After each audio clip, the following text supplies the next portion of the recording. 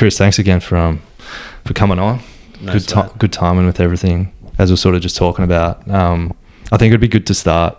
I know you got the show next month, you were saying, and the book itself, and archiving in 30 years worth of, everything you've done. Yeah. Sort of, I guess the first question is just like, how was the process putting the book together, going through like decades worth of photos and everything you had, and that whole thing, and with Hillvale, and yeah. Well, I guess the book, I guess it was a pretty long process. This iteration of it took about 3.5 years. Yeah. For a long time, I'd been trying to figure out how to sort of condense all the footage and just everything I'd ever shot into some format or some way to showcase the archive or present it or just have it live somewhere. Yeah. That was actually watchable or interesting. And just because there's thousands of hours of footage, and then there's photos and there's all this other stuff, and eventually just sort of got to a point where after speaking with a friend, it was just like the only way to do it is really to do a book. And so I sort of started like finding, I always had stuff that I liked, like certain screenshots of videos or certain tricks or certain photos or certain Super 8 stills or things like that. And so I kind of condensed them into a little zine before I even thought about a book. I was kind of like, I've got some nice photos that I like that have never been seen. And my friend Sean Holland, who does the Skateboarders Journal, or used to do the Skateboarders Journal, and he edited Skate Mags for 20 years. And we're really good mates. And I sort of threw this little A5 zine together. How long ago was that? Oh, that was like this is before there was a book. It was this was when it was like, I might just throw this little thing together just to make something. Which was kind of sort of like a way of not addressing the bigger problem of like archiving everything. Yeah. So anyway, I showed that to him and he was just like, nah, Mids, you've really got to do something proper with this. You can't just put this stuff in a little zine kind of thing. So that's when the book kind of started, and I started scanning things. And I guess after that, it was sort of on and off. It was sort of like I'd find things and then not really know how to do it, not really know if what I was like from a video point of view, whether the quality was good enough, if I was screenshotting things or if I was exporting stills. And I chatted with a few different people who've done similar things, and they were sort of giving me info on how to like the best way to get the best quality image. And then it sort of moved a lot when I was out with Becky one night and I was chatting to Sarah Pennell from Hillvale, and I told her about the project and she was super interested. And I never met Sarah before. And then, probably about almost a year later, I bumped into her again and she's like, oh, how's that book coming along? And I was like, oh, it's just, I'm still chipping away. I don't really know how I'm going to pay for it, but I'm still like working on it, but I don't really know. I was pretty deep in it. There's just so much stuff and I didn't really know how to sort of like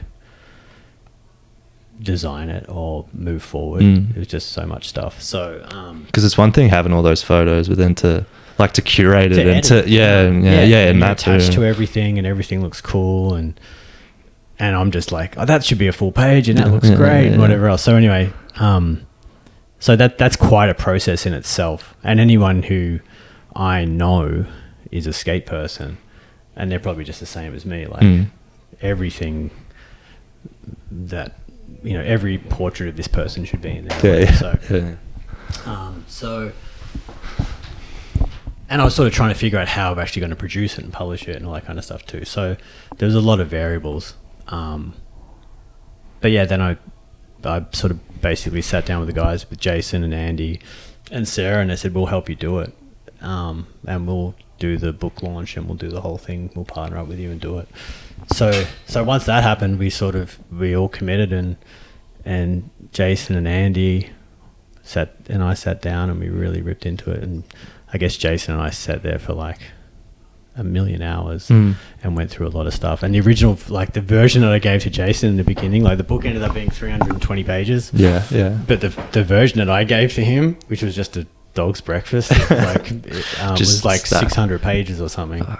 But he, hats off to him. He really helped, where he really like condensed it all down into, because there's so many formats.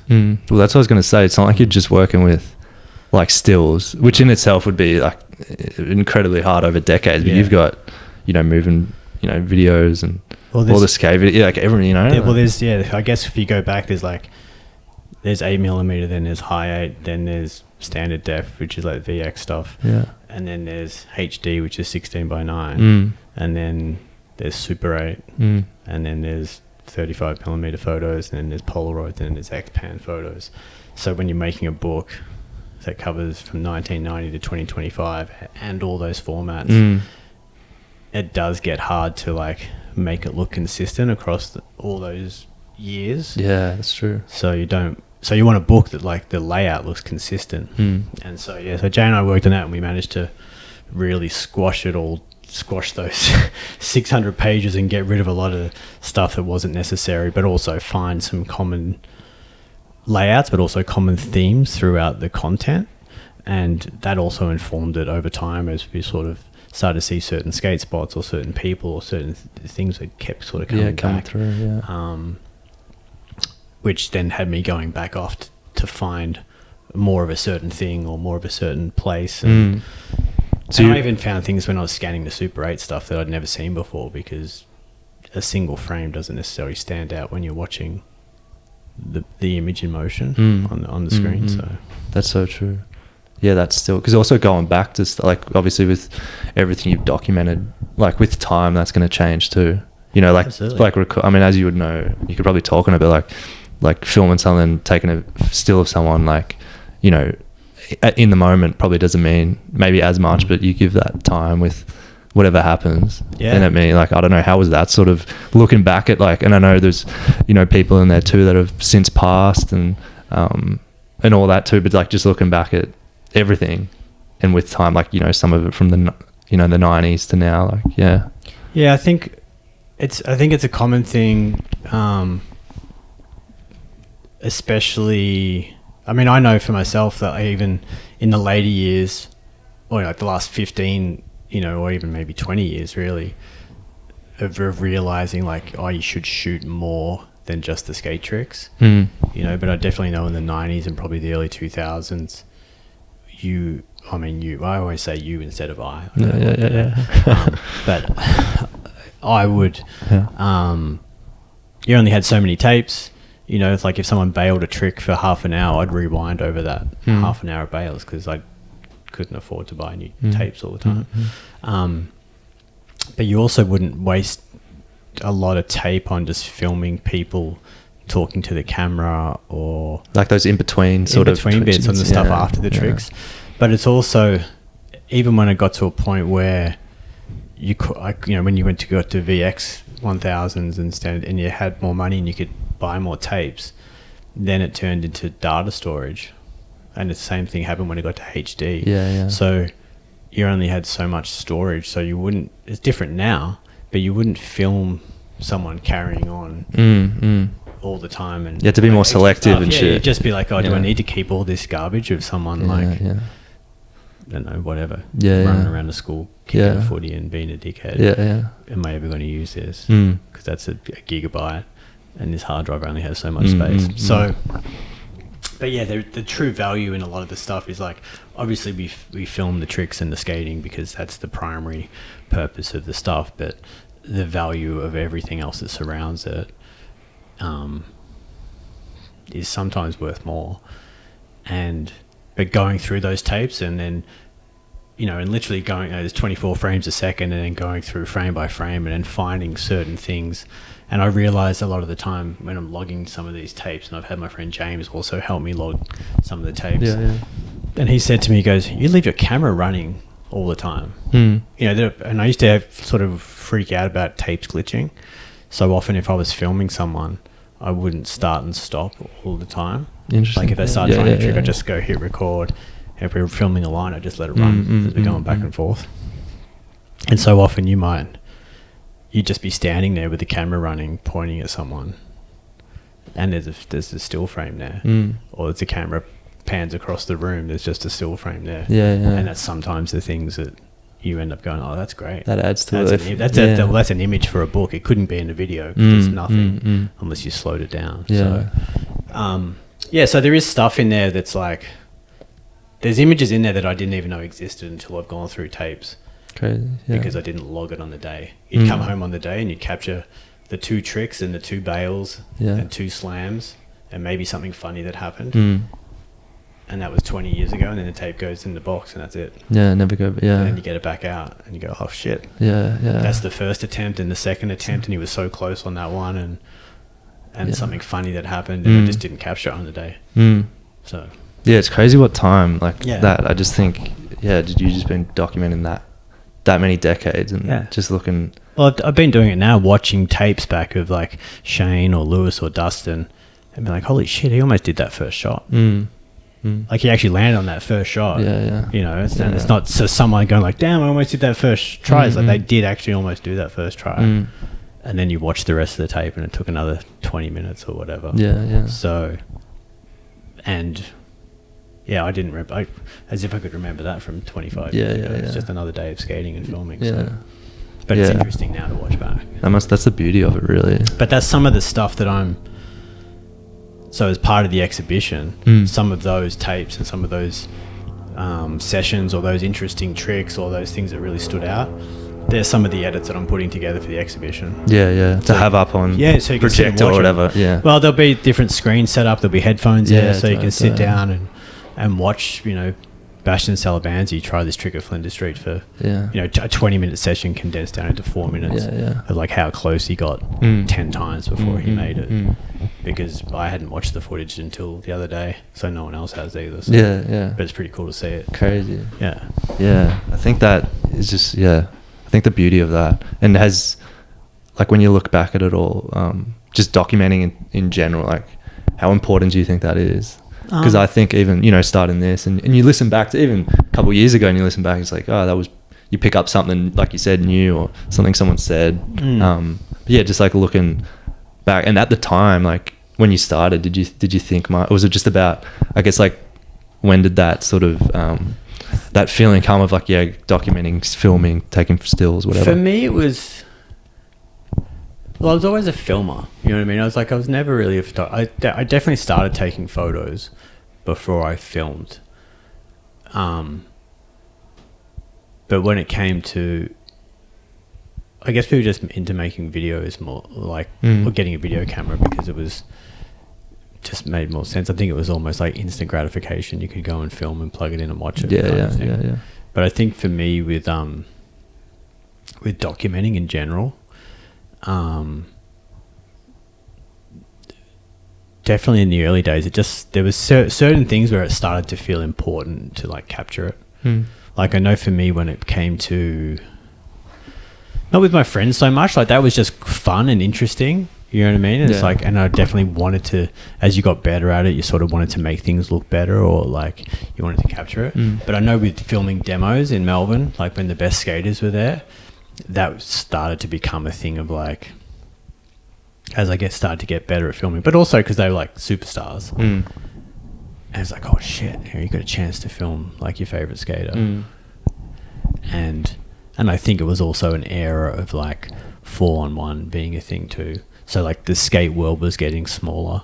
You could watch 4-on-1 Video Magazine, there would be world reports, and you'd be like, oh, there's skaters all over the world, and which you knew, but you were seeing footage from all over the world as well. So it's like the community was sort of joining up a little bit.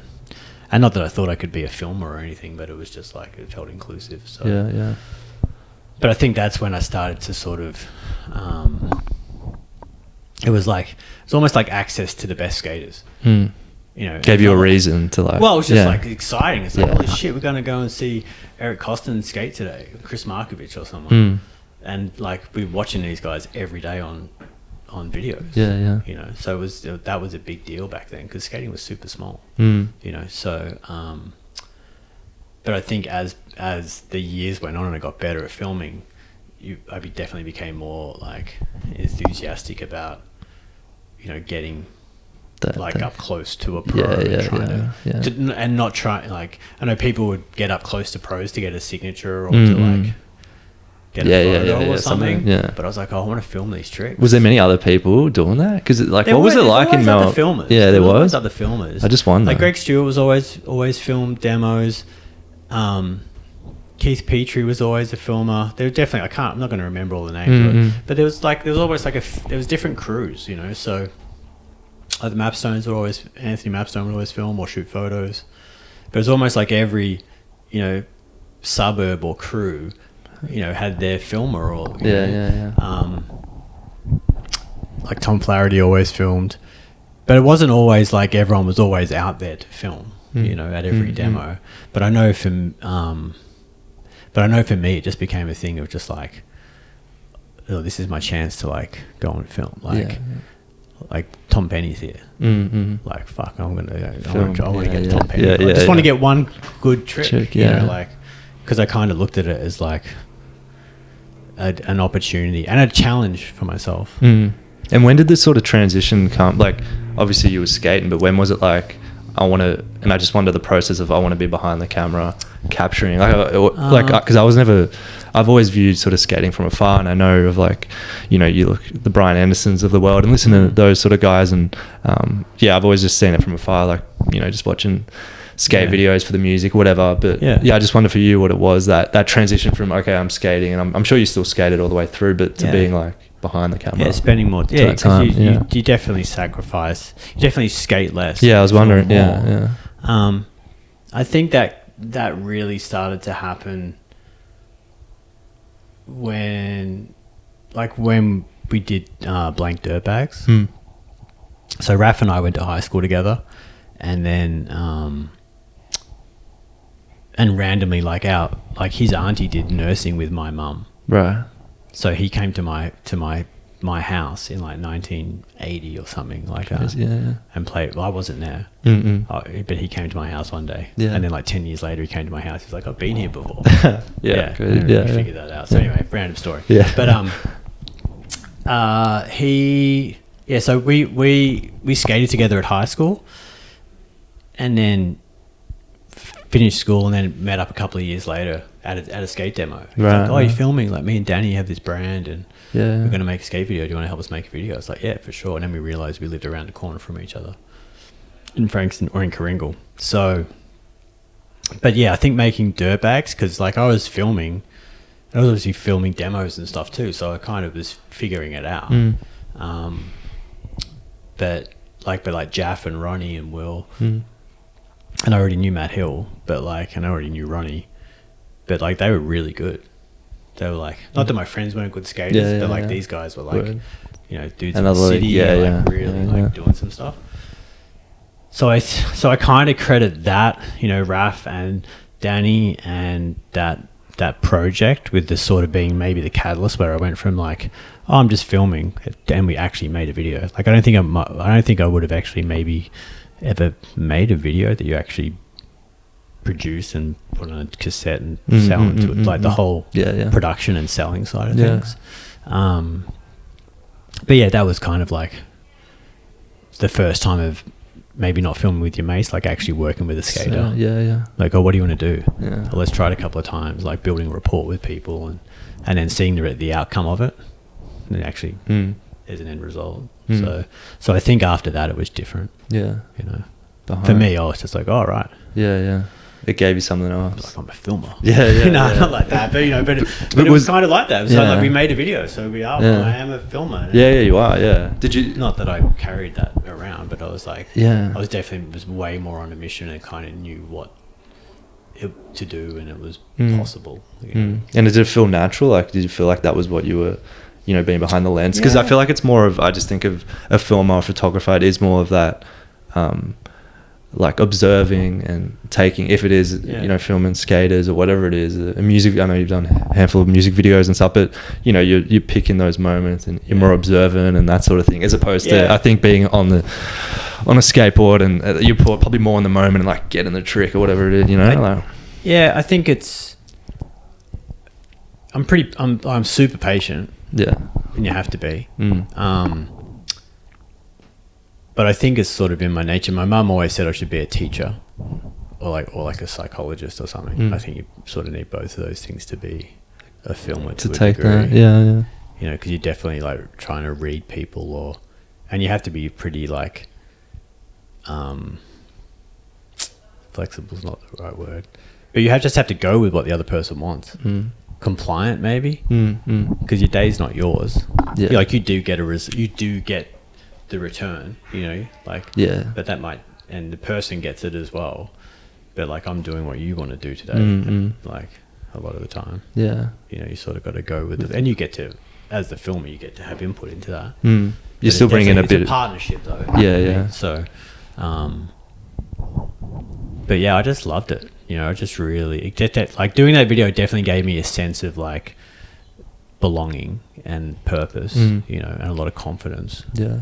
Do you feel like you didn't have that before? Like I know you grew up like what was there things that you were, I don't know, drawn to otherwise before then? Or? It was just skating. It was just that. It was just skating. Yeah, there was nothing else. Like I just worked for the government and just skated and filmed. That was it. You know. So, but I'd never considered it as, and even after Dirtbag, I didn't consider it as a job. There wasn't really jobs. You know what I mean? Like even. And maybe that was that 4-on-1 thing. Like that was the only thing where I knew people got paid. Yeah, you know, like $50 for a trick or something. Yeah, but even then, it's just like, well, how the hell would you even film enough to make money? Yeah, you know, to live. Yeah, especially in Australia. You know, so. But yeah, I guess I was just always. I just enjoyed doing it. You know. Yeah. I just watch videos all the time. Yeah. And just, yeah. Did you ever think about getting into like further filmmaking, or was that a big influence? Like, I don't know if there was any movies or like things that directors. Films. Yeah. I always love movies. Yeah. But like actual filmmaking, I was never like, no.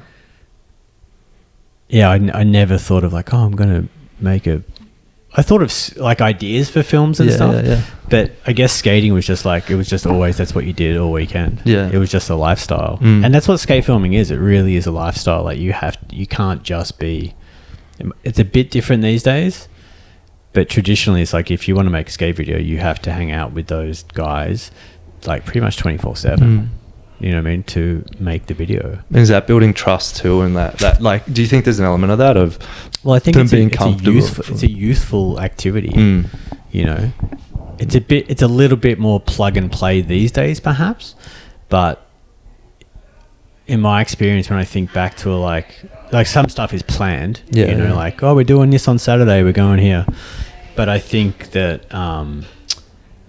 But I think, like, if I think back to, like, a lot of the videos that I've made in the past where it was like, oh, we just happened to be here today, or we were just hanging out, and then we went and did that, or we just came across that spot, you know what I mean?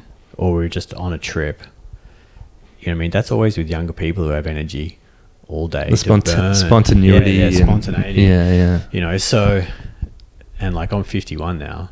Yeah. So it's not that I don't like filming, but it's just like you just can't do it for 10 hours, 12 hours, 14 hours a day for 2 weeks in a row. Yeah. You know, so. Yeah. And do you think it's changed, like the way now that you're a bit older, like how do you think documenting filmmaking has changed for you over the decades? Does it still? I think I'm just in a fortunate position because like I still like filming skating, but I can sort of be selective with what I do and when I like to do it. Yeah. You know, if I'm at home here in Melbourne and I feel like going skating on the weekend and filming, I can just tap in with Jeff and, you know, the crew and just see where everyone is and just tag along. And I don't care if I'm filming a second angle or a third angle. Yeah. You know, for me, I'll just take still cameras and shoot portraits. And I guess that's sort of an evolution over time. It's like, it's almost like a social activity as well. Like, or I'll call Brass and be like, you filming it? Like, I just want to come and hang out. You know, I'll just get the second. I don't care. Like, I'm not trying to like. I'm super wary of not trying to steal anyone else's like gig. Not a gig, but like I just want to be there. You know what I mean? Because you know it's everyone else's job now to like keep the You know, it's like there's almost been a passing of the torch. Yeah, kind of yeah. thing. Do you feel that a bit? Oh, absolutely. Yeah. Yeah, absolutely. Like after I left Nike, it was definitely like that, you know. But that's totally normal. But I'm also fortunate that, like, if I go on an April trip with Shane or Yuto or Kai, or that I can go and film with the greatest skaters in the world. Yeah, yeah. You know what I mean? All that. And that scratches that itch as well. Yeah. You know what I mean? It's like, so I'm very fortunate in that sense that it's like, if I really want to go and film some skating, I can You can do tap it. in Yeah, and be yeah. like, cool, I want to come on a skate trip, and Yeah. where's the next trip, and I'll go and film for the next April video that we're doing or something Yeah, yeah. like that. But as you get older, you can only do that so much. You know, Yeah, I was gonna say. you got to manage the business, and you got to Yeah. manage your life, and you know, to unplug and go to China for 2 weeks is like, Yeah, how do you It's find a- that balance with everything? And Yeah, I don't know if do you it. have you got kids and stuff. no, I don't have any kids. Yeah. It's like Like, time wise, it's you're fine. good, yeah, I'm yeah. totally clear to do Yeah, all that yeah. stuff. It's just that it takes a lot of energy. Of course, you know? yeah, Yeah, yeah. It's like anyone going on tour. It's like, yeah, like it's hot in China. The days are long. You know what I mean? It's like one of the last Shane and I went to China, you know, a year ago for 2 weeks, just him and I, and it was great. Like we had a great time. But like by the end of 2 weeks of like bouncing around China, Yeah, yeah. you're both knackered. Yeah, you know what I yeah. mean? It's like it's just the Sure. nature of the beast. So Yeah. but it was super fun, like heaps of fun. You know, Yeah. but yeah, compared to like 15 years ago where you would do that every second month and be filming every day, Yeah. it's like you just can't keep up with it, Yeah. you know. So Crazy, it just yeah. depends. But at the same time, it's like if Jeff's doing a Nike trip or something to New Zealand for 10 days or 12 days, I might just tag along for the first 5 days. When the energy's all high and everyone's fresh and they're yeah. ready to go, And then and I'm dip. fresh and ready to go, and then by day 5 or 6 I'm like, Dip all out. right, good luck, guys. That's great. But yeah. it's great. Like Yeah. I'm so happy and fortunate, and stoked that everyone's like, yeah, come on, like fucking jump in the van, old man. And it's different because like I used to be up the front driving and like steering the boat, and I just get to sit in the back and just chill more. That's great. But man. it's awesome. Yeah, it's Yeah. super cool. You know, so like, yeah, and I've known all the dudes in the van since they were little kids. Yeah. You know, so it's like this awesome experience for me. So. Yeah. And you've just seen so many generations of people and the culture change. So like, many generations. I just wonder too how you sort of how you see like where it's all going with like social media and like what it was to film a skate video 20, 30 years ago, whatever it is. I just wonder your seeing through now with, I'm sure I'm not, like I said, that tapped into skating, but it seems pretty easy just to put up your clip on your Instagram story and then also to relate it to the book too, like not just putting it out there like that and for people just to see it on their algorithm and forget about it, like to conduct a proper show and all that whole shit. It's there's so many pros and cons to social media. It doesn't matter what I say, people will be like, that's shit or that's good or whatever. Yeah. I think I always think there's like so much value in like filming proper skate video parts, and there always will be. And I think it's sort of, and at the same time, for the current generation that have grown up with social media, who still value video parts and they still they know the importance of them. But they're also at the mercy of sponsors. You know what I mean? Who expect this, a part. Social media presence and whatever competition results and this, so as much as it can be perceived in so many different ways that like, oh, they've got it easy these days because they just have to chuck something up on Instagram and then some old heads being like, yeah, but they never film a part. And it's like, but they could just film anything at the skate park every day. And it's like, but that's all not that good because they're not even trying. They can do, so it's like it's so many different sides to it. But I don't think the video part's still the most important thing, hands down. Still comes hands to down. Yeah. Because at the end of the day, it's like it's your benchmark of like the hardest stuff you can do, and And at the end of the day, that's still totally on the skater to go and make that happen. You know what I mean? So I feel like that's within the skater to go and do that. Yeah. And the generations that I've grown up in, and the skaters that I've grown up in, and the self-assessment of like whether something's good enough and whether you should do it again, or whether you should use it, or whether you should not use it, and blah blah blah, and what goes into your part and what you don't use, all those kinds of things. Like that stuff is within a skater, you know, like what you should release or what you should not release. But I guess with social media and internet skating and all that kind of stuff, a lot of that stuff's just sort of like just open that floodgate. So I guess curation of content is like, some people are really good at curating it. Some people there's no curation. Some companies there's no curation. And so we just end up with like oversaturation of content. Yeah. You know, with everything. Yeah. Just in it, not just skating, in everything. Yeah. You know. So I mean, it's even the same with like, I was talking to someone about this the other day. It's like, and this is just like a pet peeve of mine. Not in skating, but just like in any new TV series or Hollywood blockbuster or whatever, like the, you know, Alien Earth came out, the TV show. I'm like, love Alien. Watching Alien Earth, and then you'll be on social media and you see, you know, pictures of the stars like posing with the alien, like laughing and shit like that. I'm like, can't this come out 6 months after the show's finished? Like, why does this all have to happen at the same time? Yeah. You know, it's like, I mean, I used to love it after you'd have something come out and then a year later, like, here's the making of it. Yeah, that's behind the scenes or something. So, but I guess it's just like everyone just has to push everything as soon as it comes out, because next week here's something else coming out. That's right. You know, so. And that mystery of things isn't really. Yeah. You know, like I think of like maybe there's an artist or someone you really like, and then you see, you know, what they're posting or something. Like it sort of ruins that, like what you were listening to or watched or something. You know, like elements of that and. But that's just the way it is. Like everyone, it's just such a rush. But I guess that's the thing with like, I think that for this generation, and even I thought that when making the book, I'm like, so when this generation comes to a point of like, well, let's go through and like make something. All right, it's all going to be in the cloud. There might be some physical media or whatever. They're not going to go through tapes or shoeboxes or stuff. And there's nothing wrong with that. That's just the media, the formats that they've grown up with. But there's probably not going to be that much stuff that hasn't been released. That's it, yeah. You know, every skate park trick they've ever done, every clip they ever filmed, every funny thing that ever happened was posted to a story. You know, there was nothing that didn't make the cut. Like everything made the cut. Yeah. You know.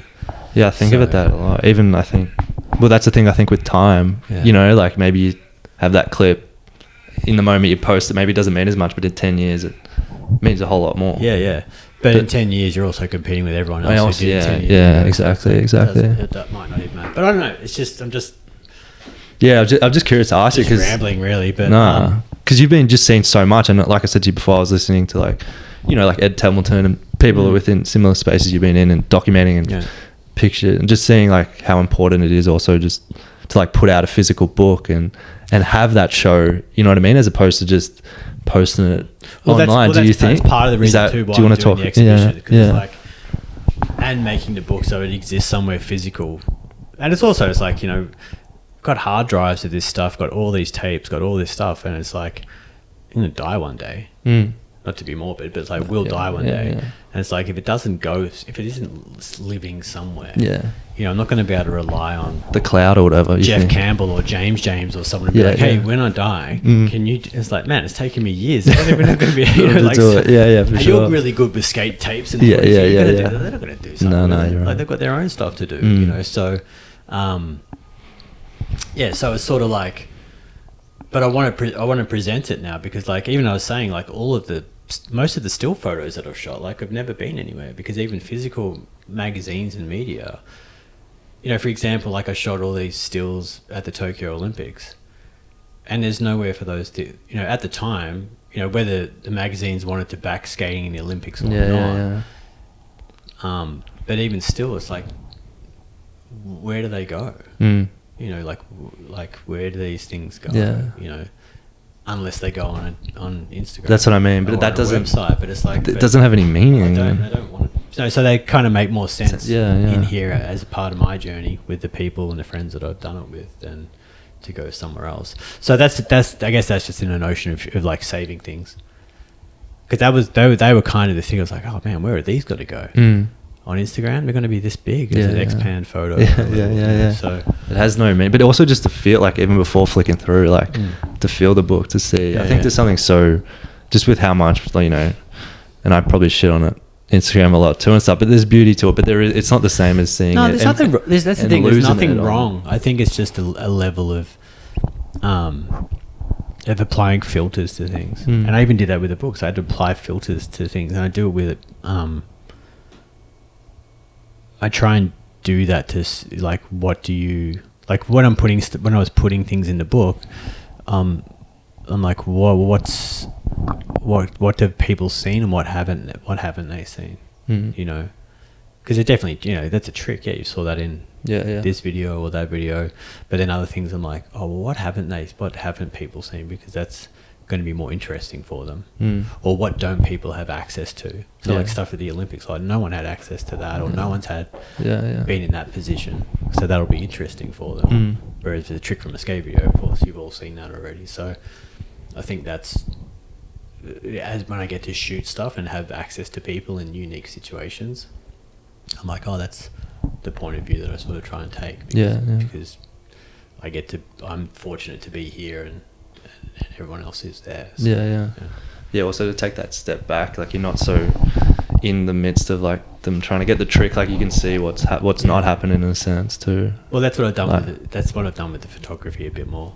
As I still film, but I might be tagging along on a trick and there's another filmer there. Yeah. You know what I mean? You can just pull out to be the main filmer. It's like, oh, I can get a few photos before this happens. Because that's sort of what I always wish I'd been able to do. But when you're driving and filming and team managing, making sure someone's got grip tape and shoes and whatever, there's no time for that stuff. Yeah.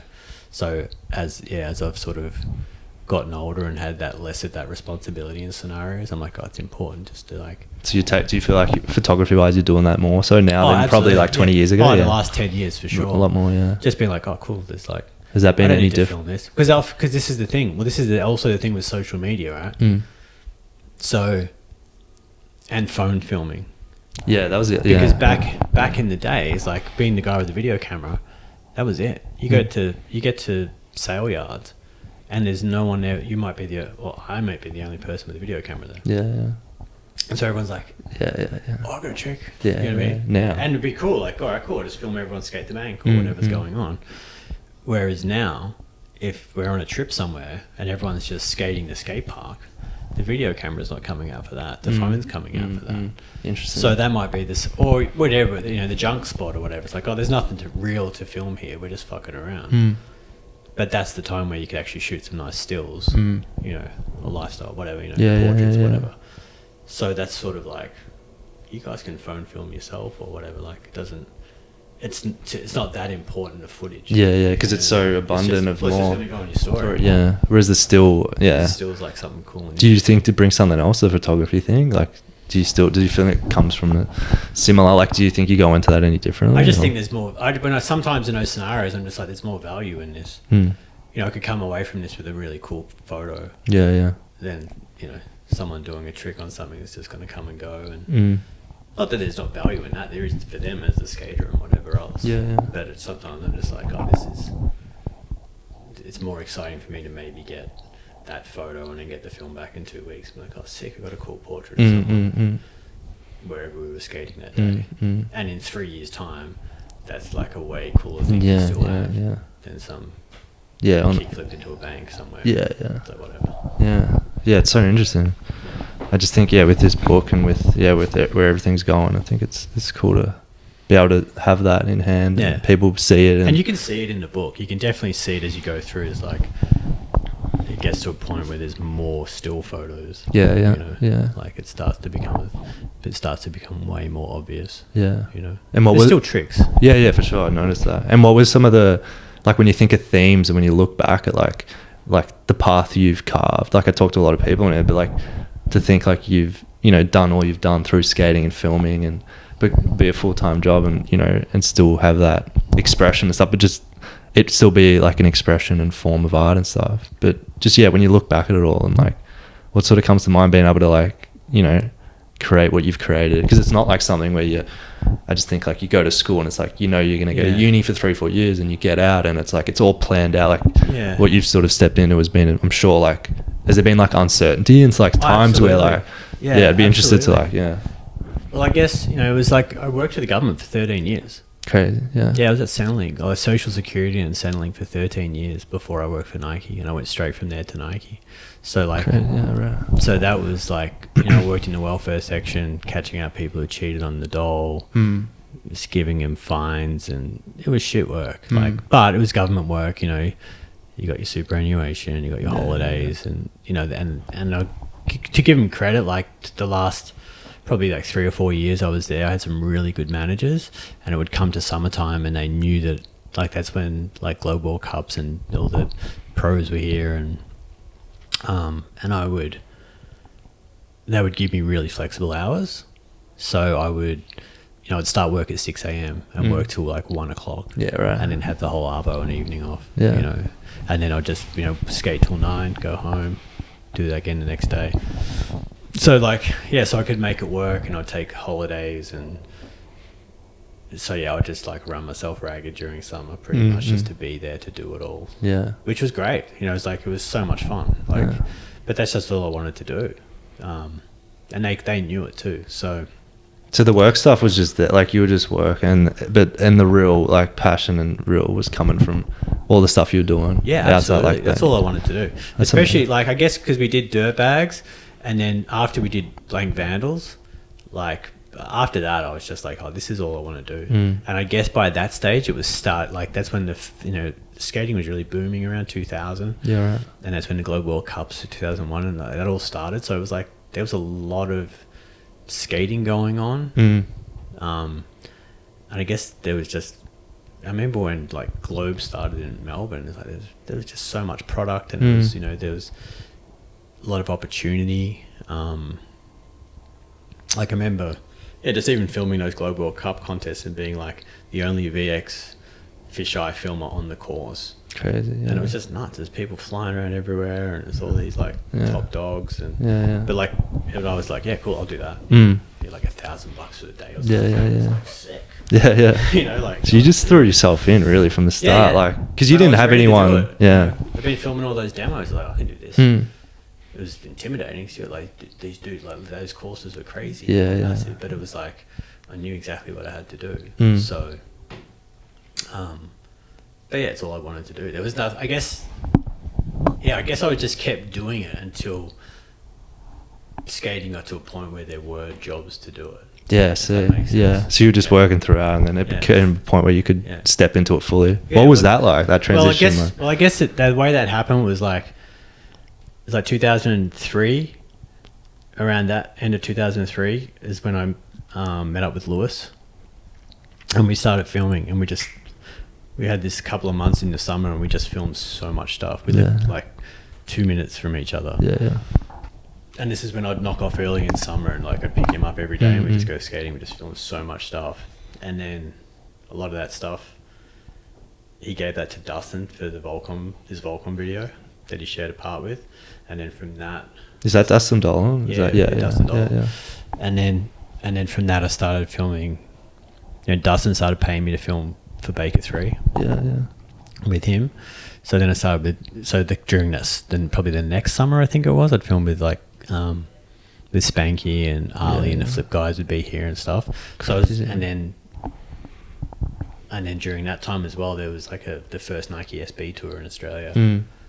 So when they were coming out, they were like, oh, Lewis, who's your filmer? Like, we need someone to, you know, drive and film and all that kind of stuff. So that's where I made all those connections.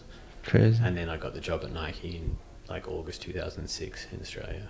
So it just took a little bit of time for them to like figure out their stuff. So, and by that point, you probably had been doing it that, like, it was just like, you were like, stepping in or like nothing. Like, most tours that would come to Melbourne, I would get an email like, oh, are you free to take these guys around for a week, or a photo shoot or a tour or whatever. So I was kind of like plugging into as the local tour guide to whichever company. Yeah. You know, so I'd get like half days off from Nike or Crazy. a couple of days off or whatever to take people around. So you were really like for Australia, like well, for Melbourne. For Melbourne. Yeah. Because this is before before YouTube and before social media. Yeah. So just being emails like, oh, we'll give you however much a day to take us to all the spots and film. Yeah. Because they'd have a filmer and a photographer and everything. Yeah. So, but yeah, it was just the way you sort of made those connections. Mm. And so when the Nike thing came around, like Lewis was there and Luke Croker rode for them and Shane O'Neill rode for them, and we already were all friends and that. So, it so came they from were that. like, oh, he's got to be the team manager. You know, so, Wow.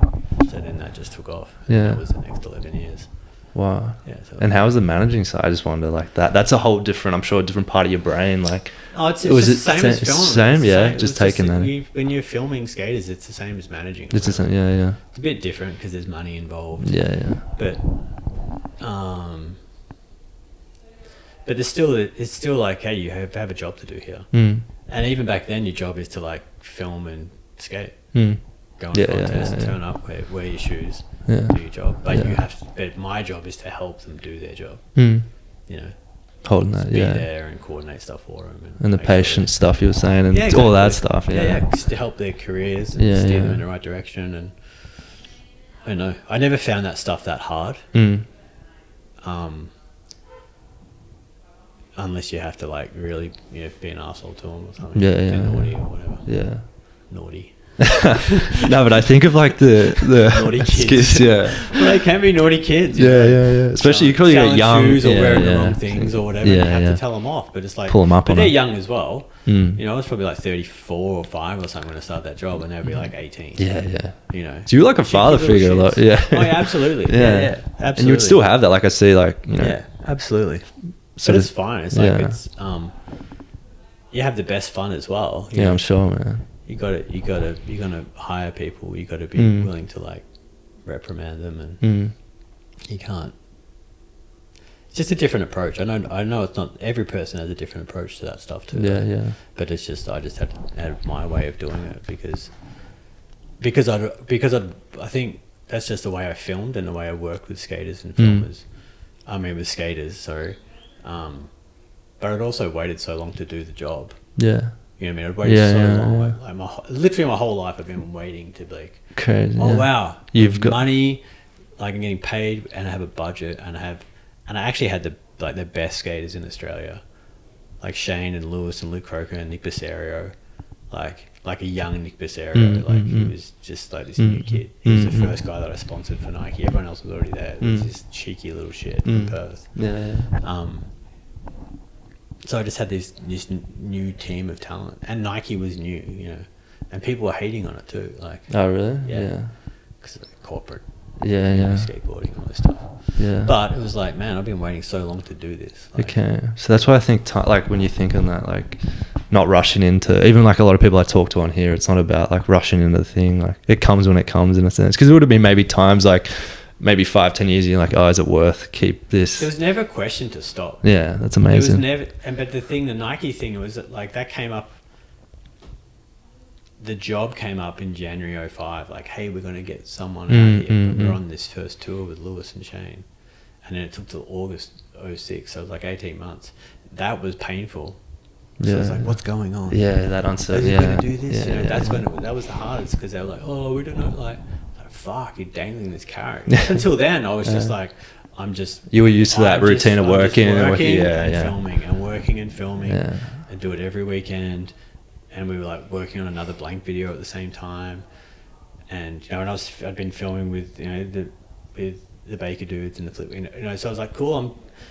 This is And I was also thinking at that stage, like, do I move to America? I was going to ask you that. Did that ever come like to stay here? I was thinking I definitely was considering it. I spoke with, I remember speaking with Ewan Bowman, who was the flip filmer and team manager at the time, and he was like, "You've got it good here." This is before I was at Nike. He's like, "You've got the run of the city here. You've got, it's like it's not, the grass isn't necessarily greener, and it's hard to film out there." But I was also like, "How the hell? What am I going to do? Like, how am I going to make money?" Get $50 a trick. Where you're going to live and all that kind of stuff. So And what was it like when that day when you could quit that government job and you went? Oh, it was surreal. It would have been incredible, like that 15. Yeah, I couldn't imagine. It was kind of surreal. Well, you just really like got I in got there. really sick after that. I think my body went into shock. Sure. Yeah, that routine. Because I was gonna like, what was that? Because you're so used to this. Like, I think for me, I've just come from like a sport background and work. Like, I just like a routine, but I couldn't imagine that. Yeah. Like doing that for 15 and then you're like, just thrown into. It was from like high school, literally from high school crazy. till I was like 32 or something. It would have been a relief. Like, yeah, it was amazing. I remember quitting and just being like, see ya. Yeah. And then I think I started on the Monday. I think I left on the Friday and started on the Monday. But I remember walking into Nike and just being like, oh my God. Like stoked, but like full corporate. Yeah. But I was used to office work. Well, that's the UK. So I was totally wrecked. I knew, you know, like. The right things to say here and I there. knew how to conduct myself in an office, but I was just like, they're like, cool, here's your budget. It was like 120 grand. I was like, oh shit, that's heaps of money. Like, insane. We could do so much shit with that. You know what I mean? Be like, no, you got to spend this much on shoes and you got to spend this much on stuff, which I understood, but like I never really had a budget before. Yeah. Like besides my own budget. Yeah. Like I was like, oh my God, that's fucking heaps of cash. And I'm just thinking, let's make videos. And no, you got to spend some on advertising and you got to. I'm like, yeah, I get it. But like, we can make a video. Like, Wild, man. But it was. I got really sick. Like a week into it, like I got really sick. Like you need to stay home. Like, I think my body just like went in shock. I think it was just like a stress relief kind of thing. And then after that, I was fine. We just got into it and we were filming the first Nike video, Nothing But the Truth. So, like Lewis ended up having like the first part in that video, and then we filmed like a whole Australian section that was in the DVD bonus. Mikey Young did the song for that. So, but then I toured like with like Stefan and Omar and Lewis, been to Mallorca, and then we did like 2 trips to Melbourne and Perth in February 2007. 2 separate trips with 2 different groups of like Nike US guys. Yeah, it was like non-stop. Crazy. Just on the road for like months at a time. Did you like that sort of like seeing new parts of the world and like now and what's your sort of how stressed and anxious I was? Really? Yeah. Just to get the right. Was the other thing too? Just a lot to manage. Yeah. Because I was the team manager and the filmer and the driver. And you had to get the right shot. Like, did you deal with that? Like, how did you do it? Because yeah. But I look back and I'm like, oh man, you're under the pump. You know, more just like don't fuck up. Yeah. Because you got more money, more big corporation behind it. Just like this is your job. Yeah. Like more like you've waited so long to be able to do this. Like you're on. Like you're actually on. Like you're here with that's Paul Rodriguez and that's Reese Forbes, and not that I'm thinking that. Yeah. Not that I'm thinking like, oh my God, these big guys are here and I'm gonna fuck it up. But just like right, you know what you're doing. But just like I think just fatigue from like doing so. Like I don't know. It's just and managing like 12 people. Yeah. Like and getting everyone out of a swanky hotel. Yeah. You know, it's not like just managing. It's not like managing your mates. Be like, oi, dickheads, get in the van. Let's go. You got to be a bit more. Yeah, you got to be like, all right, guys, come on. You know what I mean? Like, and what did you say? I always just think of after a few days, you can get in their cars. Like, fucking let's go. But you know, in the beginning, you're like, yeah, I'm sure. You know, and I'd met these guys before. I'd traveled with them, but it's different when you're suddenly like you're wearing the hat. Yeah. The authority figure in the group or something. I'm not going to skate today. I'm like, all right, cool. That's all I can really say. Yeah. You know, like, wow, man. But but we had a lot of fun times. And what do you think on like even like talking to other guests on here and stuff of like that that shift of like quitting your job and it becoming like a full thing. You know, like I just think of, I mean, maybe it was different for you, I don't know, but like when it becomes like it's the only it consumes you. Yeah, it consumes maybe, because I quite like even doing this. I like, but it's so different. It's just curious on your take. Like, you know, you might not do it for a month, or you might do 3 in a row. Like, there's not that pressure. You know, when you were working and filming, you could always go back like you had your job, and it wasn't so much. I just wonder that like mentality and what you would say to like, you know, because there'd be people listening. You know, I think that, you know, maybe they can quit their job for the thing, or maybe they, I don't think you'd ever. I mean, if you love doing it, I don't think you'll ever regret it. You know, and I love doing it.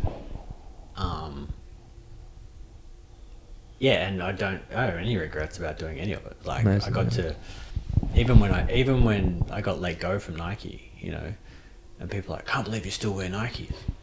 And I'm like, I can't believe you're like not upset about it or what, you know, or angry or whatever. I was like, man, they let me, like, they looked after me so well for all that time, and I got to fulfill every single possible skateboarding dream, beyond my dreams, beyond anything I ever imagined I could have ever done in those 11 years. Got to work on projects that with skaters that I never thought I could do. Got to travel all over the world. I got to help some of my closest friends achieve their biggest goals. You know, like, so yeah, if anyone was like, should I do something like that? If it's there, it's like, you're mad not to. You know? Yeah. Like, I was so fortunate. So fortunate. Yeah, I can imagine. Yeah, it's yeah, it was, yeah, to look back, like, there's even a time during that period, like, when I was working at Nike, and Omar Salazar, so Omar and Stefan rode for Alien Workshop, and Stefan rode for Habitat, so they were sister companies. Yeah. And Alien Workshop have been working on Minefield, so Photosynthesis was the last Alien Workshop video that came out in 2000. So that was super influential to me, like one of my favorite videos ever. Like, I hear that come up a lot. Yeah. So, and then, you know, fast forward, like, you know, 7-8 years later, they're doing the next one. I mean, they've worked on that video for years. But yeah, it's like through those connections, and, you know, I met Greg Hunt, who made Minefield. But yeah, I got to work on Minefield with Omar and Arto and Jason Dill and all those guys, you know. Crazy. Not just Nike guys. Yeah. I got to go on trips and film with those guys, and Nike was fine with it. Wow. You Yeah. know, so I had this job here, responsible for these skaters and this stuff. And they're like, yeah, you can go to Sacramento, and then those guys can come to Melbourne. You can spend your days filming with those guys. Yeah. And I know in skating that happens a lot. People cross over, but like that wouldn't have happened. You know. What was it like meeting your idols in a sense? Like, They're just you realize they're dudes. not? Yeah, it's always like that, eh? At the time, you're kind of pinching yourself. I mean, they're not always regular dudes. Yeah. Sometimes people are out of their minds, but they're just like, they just turn into anyone that you know. It's like, yeah, this dude does this, and this dude behaves this way. Yeah. You know, but yeah, there were just moments that, like, if you had told yourself that all those years ago when you're in Frankston filming your mates and trying to make a video and working for the government, they're like, oh, in 10 years you'll get to do this, you would have been like, no way. You know, so that's why I'm like, if those things come up and there are those opportunities, like, you should do them, because, you know, if you're really passionate about what you do and you are willing to, like, put in the work, like, in sacrifice, you know, and like really go for it, then you're mad not to. Because I look back at those things, and especially when putting the book together. Well, that's what I was gonna say. Yeah. And going through this stuff, and like, man, some of the stuff that means the most to me is some of that stuff. It's just like, because it's like you did things that you never ever thought you could do, or you thought would ever be possible. You could never have drawn a straight line to getting to do that. That's what I mean by that, like that path of like, it's not linear. It's not like something like you go to school, Chris, for 3-4 years, you do this, you film this, and then you go here. You it's go like to film school, and then you get a job here. That's what I find. But so most paths are like that. Yeah, that's what I found. Like doing any, it's always even in the way this book has come together is like, you know, when I first met Sarah, I didn't work in this studio here. Yeah. You know, and then I ended up in the studio here in Hillvale. It's literally 3 doors up. Yeah, right. You know, and so when I'm working on the book, I'm just like messaging Jason every day. I'm like, what are you doing? I'm coming over. So like, and they're just the way these things have all connected, you know. So, but it's a similar thing with the Eddie Current stuff. Yeah, I was gonna ask you. I've known Danny and Mikey since like 1996, and then I kind of knew Brendan from like Frankston and Trigger Brothers and stuff, but he was a younger skate rat kind of dude. And then they got the band together, and it was just friends in the band who made sick music, and I made skate videos. I'm like, oh cool, we can use songs. But I filmed them play a couple of gigs, like pub gig and like a gig at Danny's house back in the day, and then we made a video clip and whatever else. Way before it was like, everyone loved Eddie Current suppression ring, you know. And then you see what it becomes. And this whole... but they're just they're friends who make cool music, but it's just sick. So it's sort of one of those. It's just one of those things. It's not a straight line. Do you try to embrace like the mystery of that, and then also the mystery of maybe when you're filming, like not knowing what's going to come, like you don't know what could happen. Like how do you sort of just There's always there's always a mystery and stuff, but I think as you can become more calculated, but it's when it comes to capturing people or capturing moments, I think as you get older you start to become like, oh, you should just capture more. You know what I mean? Yeah, it doesn't hurt to take another picture. It doesn't. But I do have to stop myself sometimes because I just end up doing too. Like I feel like I have to film everything I go to. You know what I mean? It's just like, I better film this. So you can't ever enjoy anything because you're always shooting stuff. So do you find it hard to be in the moment with all that? Like I just think of sometimes. Because you're having to like, especially when you had brands and stuff behind you, like. How is it like? Is it hard to like really take it? And that's probably what going back all the archive stuff has probably been amazing to like actually sit with it. But at the time like that of filming behind a lens, like you can't really. I don't know. Is it hard to be fully in the moment with a lot of the shit you've? What, filming something? Filming or just anything. It's weird because like I've definitely noticed it with like just filming the Eddie Current gigs and stuff recently. Because you were at the Nightcap one, weren't you? Yeah, I was there too. I've been at like a lot of the recent shows. And it's different in a sense because I'm just like, I just need to film this and like make it, just like get the shots. You know what I mean? Like as much as I can. So that's all I'm really thinking about. But there are times where I'm like, I'm like rocking. I'm rocking a lot. Like this camera's not steady because I'm like, I'm rocking a lot to the song, you know. But not that it matters. It's like it's just a rock and roll gig. It's not trying to film something amazing here. But there's also part of me that's just like, if I wasn't shooting this, I'd feel like I was not doing what I should be doing. You know. So it's just an extension of you. It's just a thing where it's like, you know, you need to. If I wasn't documenting, I'd be like, I kind of blowing it. You know.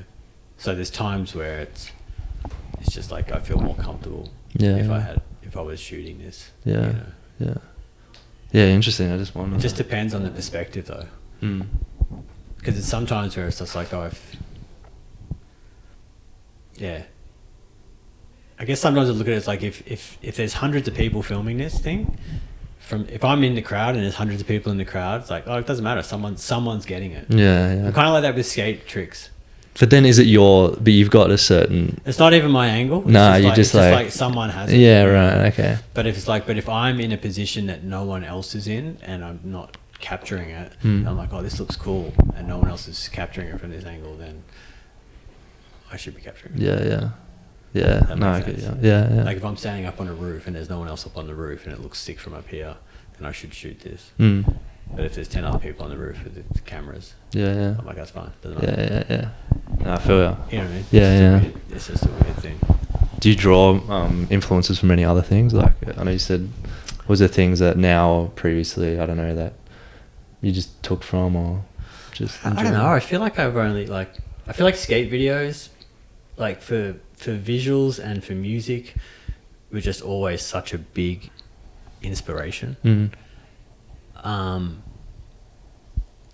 Like all throughout the 90s and the early 2000s. Like I always watched, like Koyaanisqatsi was always like one of my favorite films. But even though I'd watched that like in the early 90s and then realized how much even that had influenced a lot of my favorite skate videos as well. You know what I mean? And then watch his skate videos and you're like, hang on, that's a song out of that video that movie that I love so much, you know? It's like, they're into the same thing, you know? So which is cool. It's like, I love that.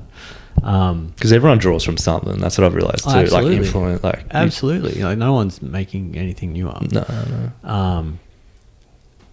But yeah, I guess, I'm a big fan of I always love sci-fi films and that sort of late 70s, early 80s genre of films. But I don't know, these days I find music inspires me a lot. Yeah. More than I guess because I've watched just so many skate videos. It's hard. There are amazing skate videos that come out that are like really considered and well made. Yeah. I mean, a lot of videos are really well made, to be honest. Yeah. There's just a lot of them. Yeah. But I guess, I don't know, maybe in the last year or two, I've just like gotten way more into music. It just feels, I think compared to, there's something a lot more, I don't know what the right word is. No, a lot of. I think this might come back to the social media thing we were saying about skating, about people just pumping stuff out all the time, and it not always being up to par. You know, just chuck this on the story, just chuck this on the story. You don't see that from musicians. Yeah, it's true. Right. Yeah. So a musician will make an album. I'm just making this up. This could be a bad analogy. You might have to take this out. So, like, you remember there's an analogy that's been around for ages that, like, a skateboarder's video part is the equivalent of their album. Right. A musician's album, right? So you spend a year or so, you work on this album, you might record 20 songs and then you put 10 on the album. Yeah. So it's like a skater, you film for a year or two, you film 50 tricks, then you whittle it down to your best 35, and that's your video part. Same thing. Yeah. Best representation. Yeah, that's a good way of, So, but I feel with musicians, they do their album, they do their songs, they might have one or two singles, that they put it out and they go around and they play those songs, and whether they're a mega band or they're a little band, whatever they do, that's what they do, you know. And with skaters, like, the video part doesn't necessarily exist it's been splintered, or it doesn't even happen. You know, they end up with a couple of tricks here and a couple of tricks there in different videos and different bits on, and it gets separated into a million bits. So there's no album anymore. So I'm kind of drawn. I've just find myself listening to like someone who's actually made a whole album or a record, or they've recorded 10 things, and you listen to it 10 songs in a row, 12 songs in a row, and you get this whole sort of input into whatever they're doing at the time, and it feels like a finished product. You know, versus like me seeing someone skate once a week and just doing something out of obligation. Because I better do something.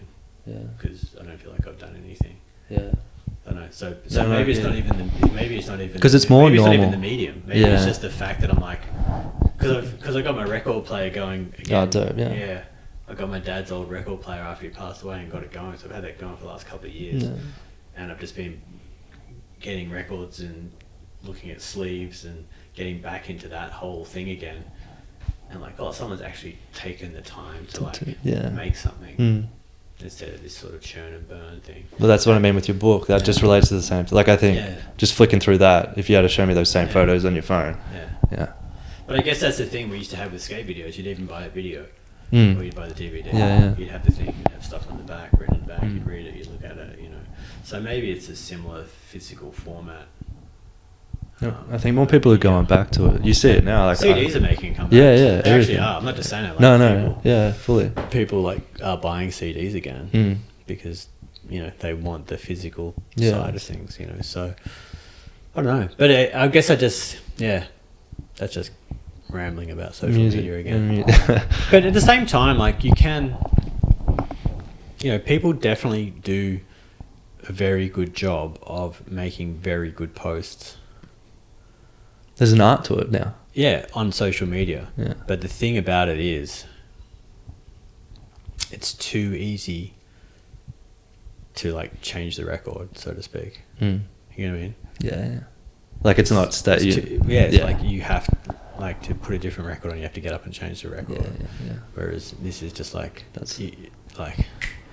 if you don't like it within 5 seconds, 2 seconds. It's like, this person's good at making content. It's gone. So I think that might be part of the problem. Anyway, we're just rambling about social media. No. It's good to hear from you. I think because you've been through so many different mediums of art forms, like you would have a good sense. And I think just seeing. When it did start, it was like, it's when I was at Nike and when Instagram started.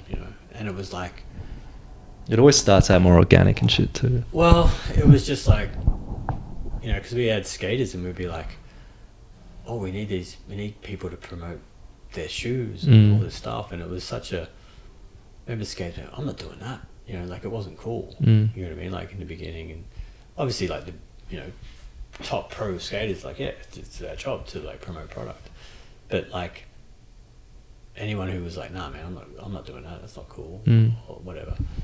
And it's just amazing how quickly it changed. Yeah. Like how quickly it went from like, nah man, that shit's whack, to like, I'm not posting about, because skaters traditionally, like, no one talked about themselves. Yeah, right. Really, was that more of a The company talked about you. The company put you in the company video. Interesting. Board company put you in their video.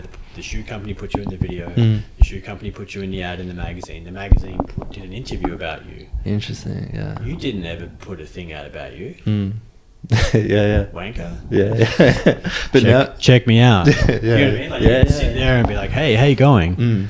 I'm going to talk about me. Like, even doing this, it'd be like, you wouldn't do, the skater wouldn't. You know what I mean? Talking about. It's like, I'm cool, man. Yeah. So, like, it's a different world now, right? Because they become, like, I think skaters too, like, even me, listen, they're more like influencers now. And they became brands. A brand, exactly. Yeah, exactly. So, before that didn't happen. You might do an interview, but the magazine interviewed you and asked you the questions, and then they published it. Yeah. You didn't publish. So that changed really quickly, and that was not perceived as being cool at all. And it's still cool. The people who don't have social media are still the coolest, really, when you think about it. Or if they do it, they just promote their skateboarding in a certain way. Yeah. But there are ways that people do it, which still works, but it's just become a commodity now. Yeah. If you don't do it, you don't get paid, basically. No, so you have to, Yeah, part of it. Yeah. But it did change very quickly.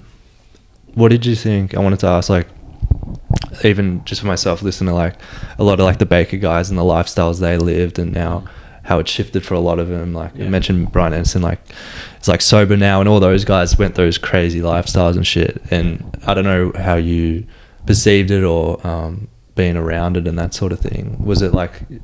Yeah, just curious on that. I wasn't around it too much, I guess. Like, I just think skaters' lifestyles too, because it is so free, like so freeing. You can do whatever you want, and you see like what some of them went through, and like all that. So I just wonder, like, it's definitely different now. Like I guess that the 90s and the 2000s were just like, there was a lot less awareness around just drinking and drugs all that and stuff. Whatever. It was just normal. It was just normal. Whereas this generation is just like the mental health awareness and health and strength and conditioning and fitness and longevity and skating and all those things. It's just totally different.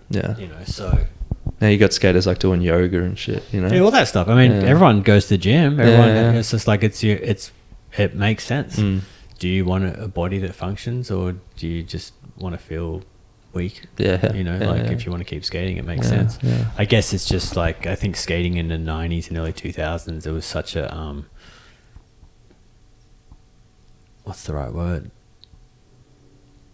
Seemed like a rock and roll lifestyle sort of thing. Sorry? Like that rock and roll lifestyle There was too. so many different things though. Like there was rock and roll lifestyle, there was like jock mentality. Yeah, right. There was like homophobia, there was only like one or two female skaters. It was super narrow-minded and closed.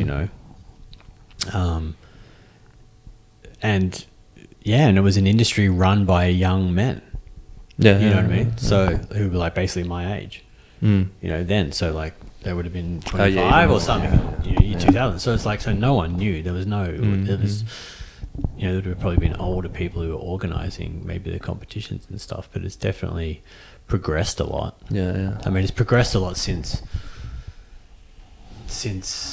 the Olympics was skating was announced in the Olympics, because that's what opened the gateway for female skateboarders. That was the thing that kicked the door open, because the companies couldn't not have females. The shoe companies were like, of course. Hang on, who have we got? And it was amazing. Yeah. So that opened it for all the minority groups. Yeah. So Yeah, I was just curious on that. yeah, but the partying thing, I think now it's like there's nothing wrong with any of it. Like anyone can do what they want. Mm-hmm. But I think, you know, especially like that, the Olympic thing and then the COVID thing and, you know, the mental health thing that came with COVID. Yeah.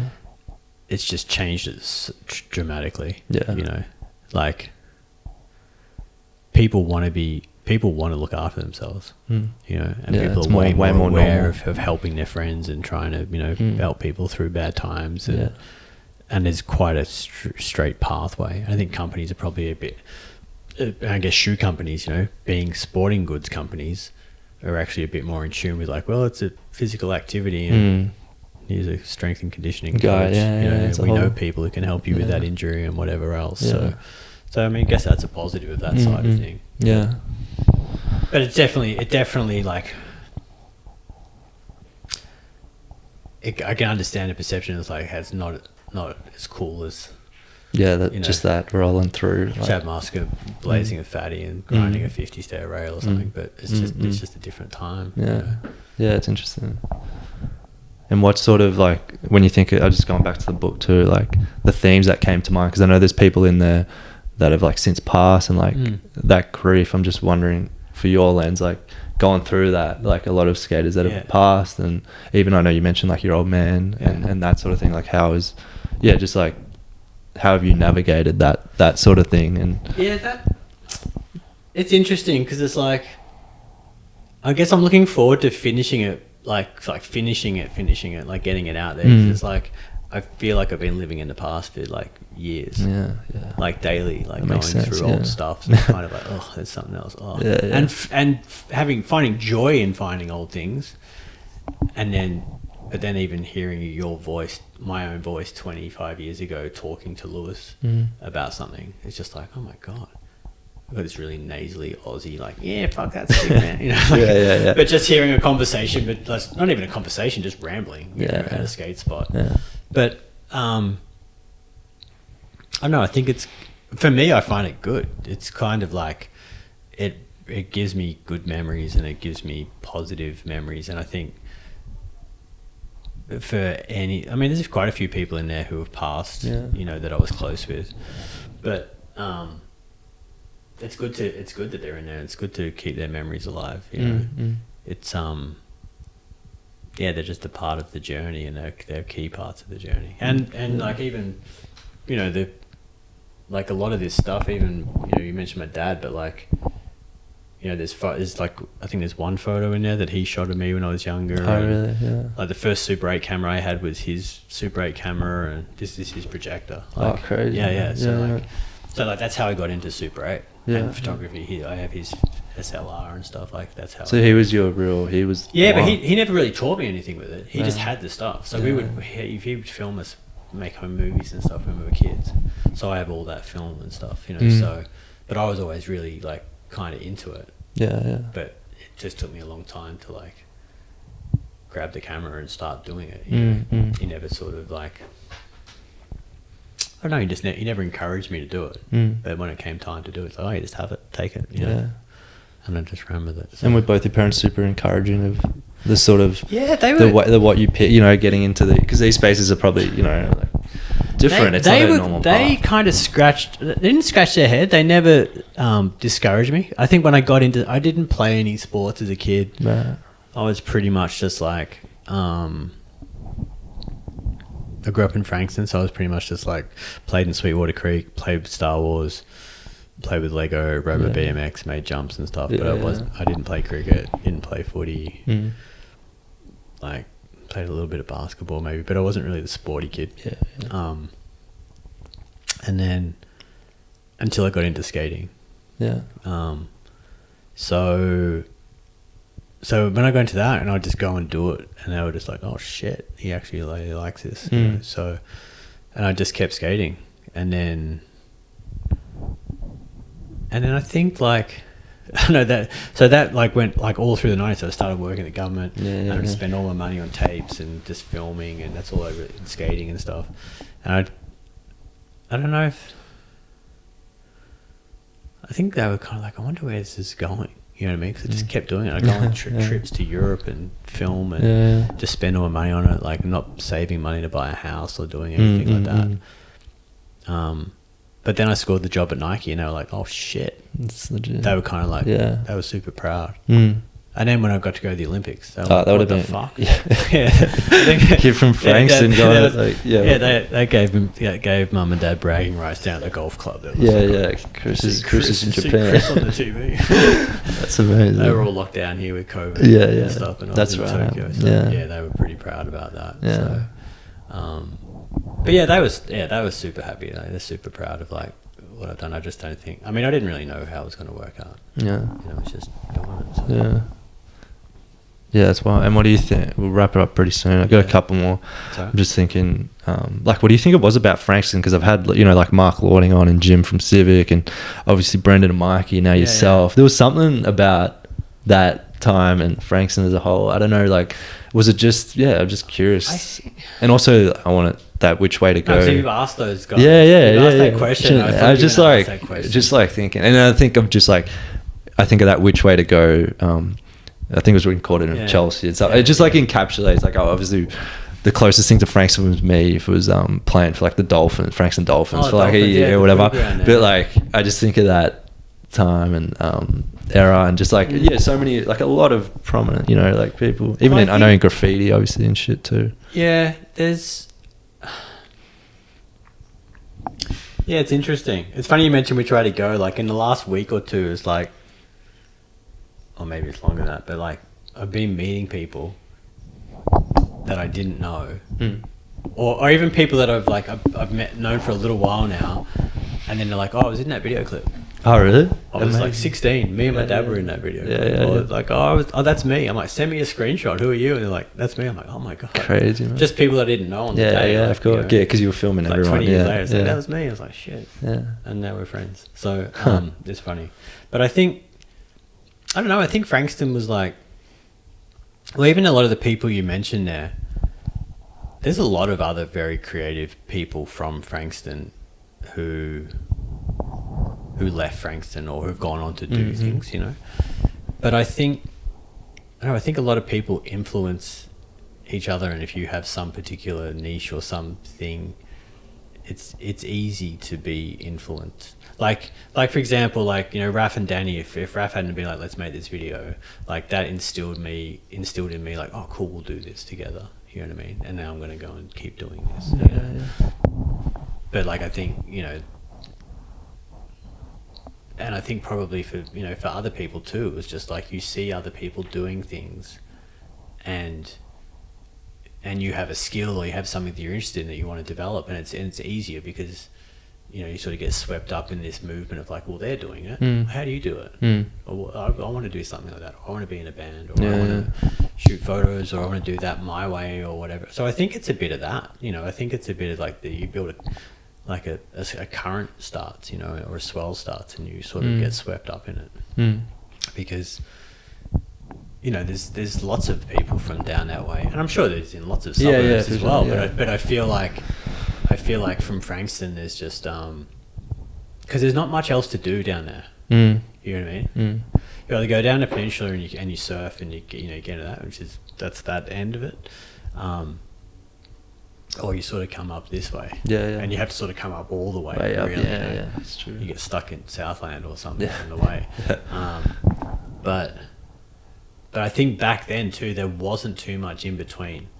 You know what I mean? So it was kind of easy. You just get on the train and go the whole way. But I definitely think skating and graph were two of those things that sort of, just like I was saying earlier with the like skate crews, there was this crew and there was this crew and this crew. And I know it was probably similar with graph, you know, there's those dudes and those dudes on their different train lines or whatever. So you'd probably just be like, you'd be seeking out your other kind. So I think in Frankston it's probably the same thing. You're like, oh, we're all hanging out, we all skate together, or we all do this together, or we all play guitar or whatever, and you just start finding the people in your similar circles, and you either keep going or you stay in Frankston. You know, so it's you do definitely draw influence from each other. You know, like absolutely. And then being able to work with the people too that you've, you know, obviously Raph and Oh, yeah. Mikey and all, like to keep those going, or like decades later, I think. And you just did like a recent music video, but for everything else, you know, like must be, yeah. Well, those things just sort of just orbit, I feel like, you know.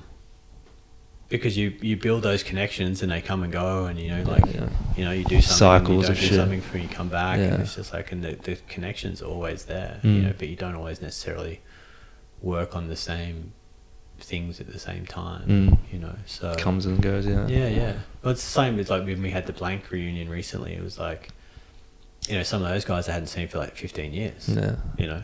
Crazy. But it was just like the old days. Yeah, You yeah. know, like nothing had changed. Everyone was just old and sore. You know? Like, but some people like hadn't aged a day. You know. But that was amazing because it was just, you know, there was lots of reminiscing about the old days and, you know, what we got up to and the stuff that we've made, the videos that we made, and you know, everyone was super stoked. They're like, "Thank fuck we did that. It was so cool. Yeah, like, we got to make these cool things." You know, so. But it was just like, nothing had changed. Yeah. So. And do you think your relationship with time has changed? I was thinking of that. Absolutely. Like, yeah. Yeah. Once you get to 50, you're like, oh shit. It's like, you know, you start to, you're not over the hill, but you're definitely past a certain point. You know, where you could like, oh shit, you know, you could count it on two hands. Yeah. Well, not maybe four hands. Yeah. So No. you can't count. Yeah. No, but like you just get a bit more realistic with like, you know, it's a different time, and like, how do you want to spend, you know, the rest of your time, and what do you want to do? Yeah. You know, because I think for me with skating and filming, it's like, it's not like I'm done with it completely or anything like that. It's just a different way of documenting it. Yeah. You know, because like, I mean, I already had times like where I hurt my neck in 2013, and they're like, you like filming lines, like bending over with a camera and chasing people around. It's like, no good. You know? So even that was a huge like, whoa, you know, how am I going to keep doing this? But you just find other ways to do it. Yeah. And the reality is like, as you get older, it's like, you just can't do that stuff. You know, just like the stamina to go on long trips, like you could do it, but you're going to have to go for longer and stay for longer, and it's going to cost more money, and it's someone else's job to do that stuff to a degree. But you can still do a bit of it. Yeah. You know, that's what I always find interesting too about just skaters in general, getting into so many different spaces. Like so many it just like breeds so much. You know, from painters to going into photography. That's it. And like even now you saying you're getting more into, putting out a book, or you know, getting more into photography. I just find that whole like. Well, I know next year is like, you know, I've been talking with Jay at Hillvale, and I'm like, I'm going to come over here and just do some like work experience. Oh yeah, dope. Yeah, I just want to learn how to do all this stuff. I've never learned how to like develop film and you know, do all stuff. Like I'm just going to come over here and spend some time doing it, just to show me what to do. Yeah. You know, just constantly, and it seems you just constantly learn, like evolving. I just want to learn how to do it. Do it, like, I've never done it before. Yeah. You know, just to, you know. So there's just more thing. You know, you sort of get to a point where it's like, all right, you don't have to. Not that you don't want to do something anymore, but I want to do something else as well. You know, doesn't mean you have to quit. Yeah. But I feel like with skate filming, it was always like, I have to do this every day. Yeah. Forever. You had that. You had that feeling. Can't stop. Yeah. And I didn't for a long time. You know what I mean? And it's not that I'm stopping now, but it's just like, I guess, when you've filmed as much stuff as I've filmed, it's just like, you've got to get pretty jazzed up to like.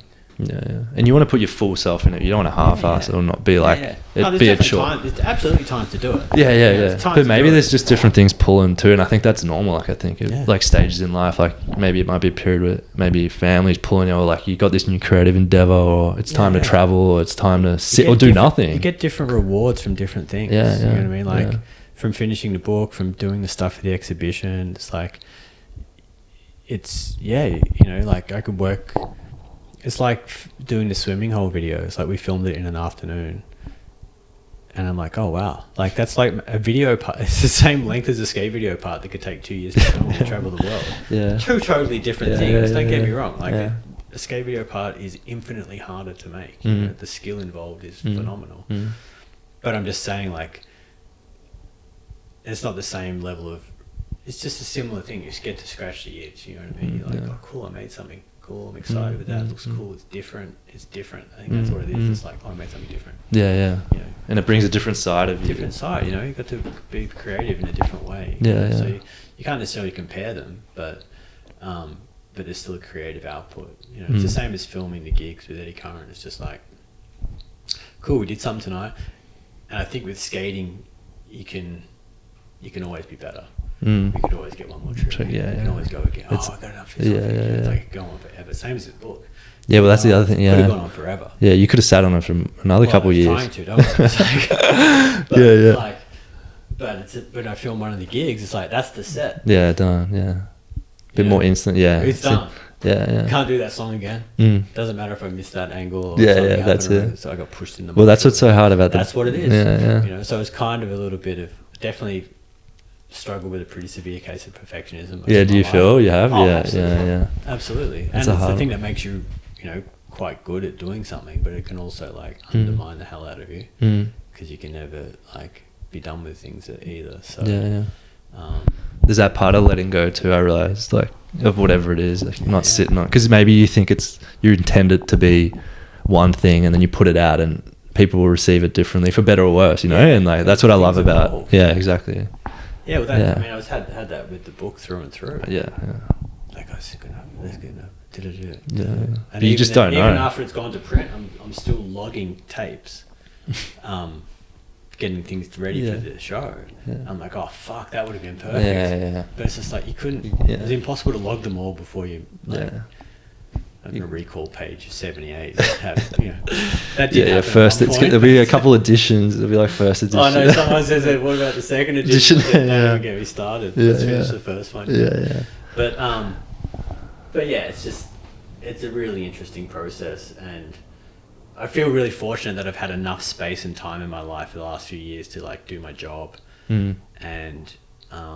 and to still be able to film some skating and to shoot some skating, to do all this, you know, do the stuff with Eddie Curran, and to have this space to work in, and to have the guys at Hillvale there, and to actually have enough time to go through all these archives, which has taken thousands, probably not thousands, exaggerating, but it's taken, like, scanning all the Super 8 film, like manually scanning it, it's taken so long, you know, but I've had enough time to do it. I'm sort of like, how much? Like, I can't count the hours. Just going through like little, as big as your little fingernail, like trying the to loop, like where is crazy, man. You know? But yeah, I'm kind of like, oh man, just sort of makes you realize how much time I must have spent out skating and filming, or well, that too, stuff. Like, but yeah, I'm just stoked that I've actually had enough space in my life to do it. I know I've spoken with other people who, you know, photographers who are like working on books and want to work on books, like you don't have the time, like you just have to start and then get other people involved to finish it, because it's like once you find everything, it's like, what do you do? How do you whittle it down?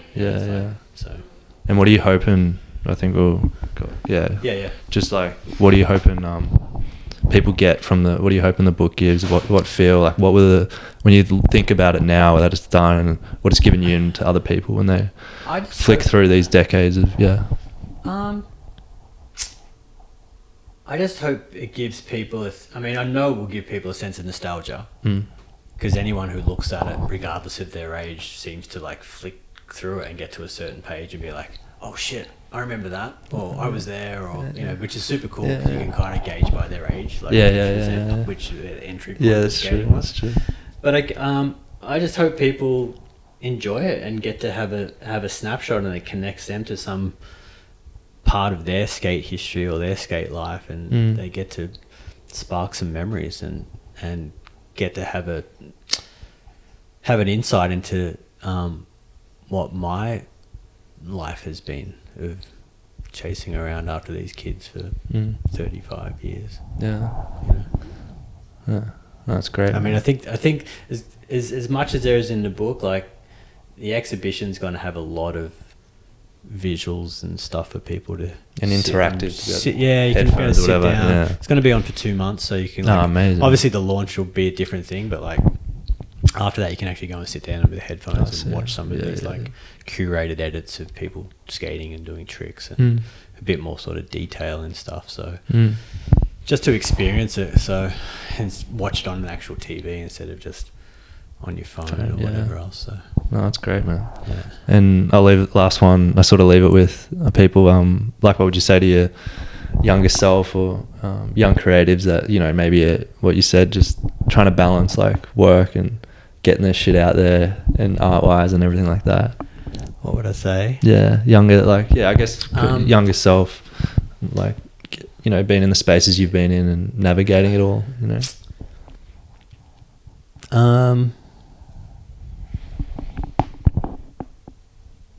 Just don't give up. It's all going to work out. Yeah. Yeah. So calm, so that's good. Yeah. Yeah. It's all going to work out. Yeah. That's it. No, thanks heaps, Chris. My pleasure. It was a pleasure to have you on, man. Really, really appreciate it. And people, I'll put the link so people can check out. Obviously, the show that's November. What day? The book's called Pause. It's launching at Hillvale Gallery. Yeah. On Edward Street in Brunswick. On November 28th. The show will be on till the end of January. So there'll be books available at the launch, and then I'm pretty sure they'll be online and in stores around mid-December. Man. Yeah, so incredible, man. No, congrats on the launch. Yeah, thanks so much for chatting about it and shit. Yeah, appreciate it. Thanks for having me. Peace. Cheers.